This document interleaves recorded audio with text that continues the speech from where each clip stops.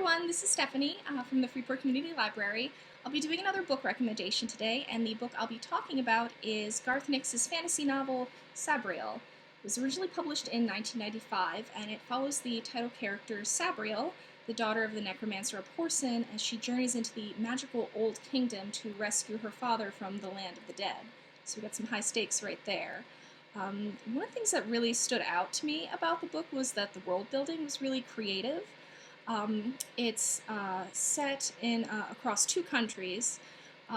Sabriel grows up in a boarding school in Ancestir, which is based kind of off of early 20th century Australia, which was pretty unique. And right up north of the school is the Old Kingdom, which is separated from Ancestir by a wall. And Ancestir is very non-magic. The people there kind of like to deny that the Old Kingdom has magic going on up there. And whatever magic comes through is usually found only at the border where the wall is, because it's blown over by the winds from the Old Kingdom.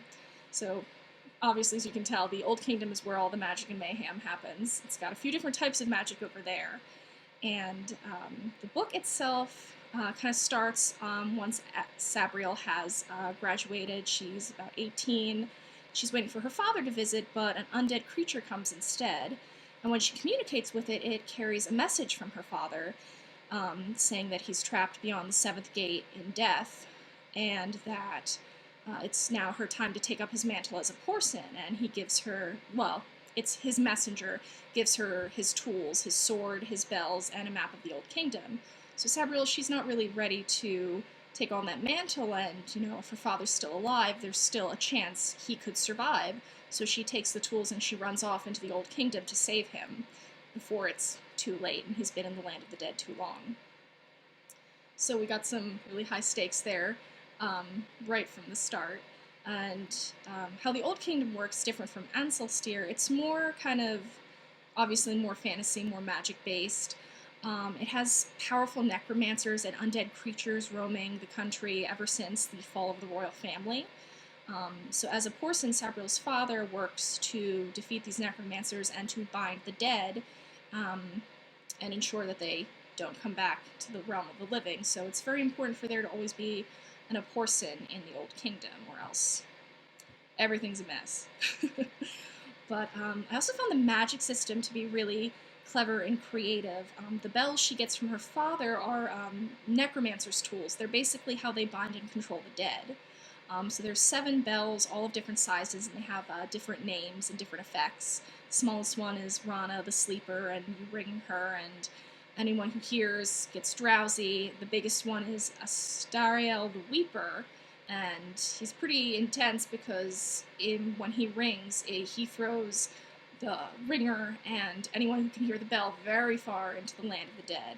So I hadn't really seen bells used that way in a magic system, so I thought that was a really cool concept. I also liked how Nix did the land of the dead, or rather how you get there. It's this big gray river that flows through the 9 different precincts of death, where there's a gate at each precinct. And the water is different. There's different currents and different depths at each gate. So the further you go through each gate, the harder it becomes to return to your body in the world of the living. That's why it's so dangerous for necromancers and Porson and Sabriel to go there to communicate with the dead and to bind them, because the further they go, the higher their risk is that it'll sap their life force and they won't be able to come back. So there's a lot of risk going in there.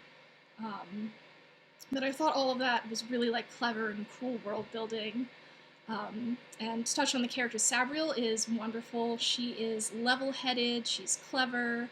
You see how brave she is with how she, so fast to go out running into the Old Kingdom to piece together what her father had been doing and how to find him. Since, while she does know magic and how the bells work, she's had no formal training, and she's basically grown up in Ancestir. She hasn't been in the Old Kingdom since she was 5, so she's very much on her own and learning as she goes. The other characters are Touchstone, who's a man she finds in an old burial ground, and circumstances of finding him are pretty interesting. I don't want to spoil them, but he's got secrets about his past that he's not really forthcoming about, but he's helping Sabriel as they go. The villain, Karagor, is great. He's creepy, he's all whispery. He's the greater dead creature who's trying to come back from death into life to basically destroy charter magic. Um, so it's kind of a big deal there. But my favorite side character was this little white cat named Mogget.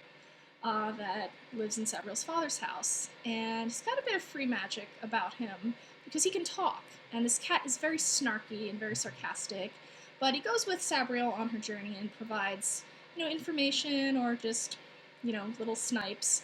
But he's also trying to constantly get her to remove his collar because something happens when that comes off, but no spoilers.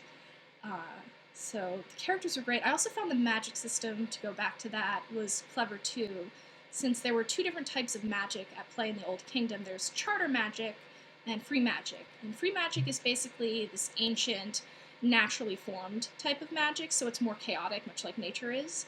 And then charter magic is, it was made to impose a sort of order onto the chaos of free magic. So that's why it's kind of a big deal that Karagor wants to destroy charter magic, because without that, there's not much keeping the necromancers and the dead entities they rise in check. So it's a very big deal there. I found the writing style was very clear and concise. It kind of throws you into it at the start, but you learn about the world as Sabriel goes on her journey, and things start becoming clearer there as well. And then what was I going to say? Oh, yes, the, sorry, it was very easy to read, and it deals with a lot of themes of loss of family, bearing one's responsibilities, which you see a lot of in Sabriel's internal struggle with, her reluctance to take up the mantle, how unwilling she is to do so because it would admit that her father is gone forever, and she's not ready to accept that. She wants more time with him. It's a lot of heavy themes, but very important. And another one that comes through a lot is destiny. Sabriel is, conflicted over taking up the role of a Porson. There's a lot she doesn't understand about it. And you kind of see the destiny theme creeping throughout with the one repeated phrase that appears a lot. Does the walker choose the path, or the path the walker? So overall, this was a really fun read. It was very different, very unique. Kind of magical setup. Characters were great, the magic system was great. It was really complex world building. On its own, if you just want to read the first one and you didn't want to follow the rest of the series, it does stand on its own quite well. But I would recommend reading the rest of the Old Kingdom series because there's a lot of adventure and it takes some turns you might not expect. So it's a lot of fun there. So go check it out in the Cloud Library and just have fun.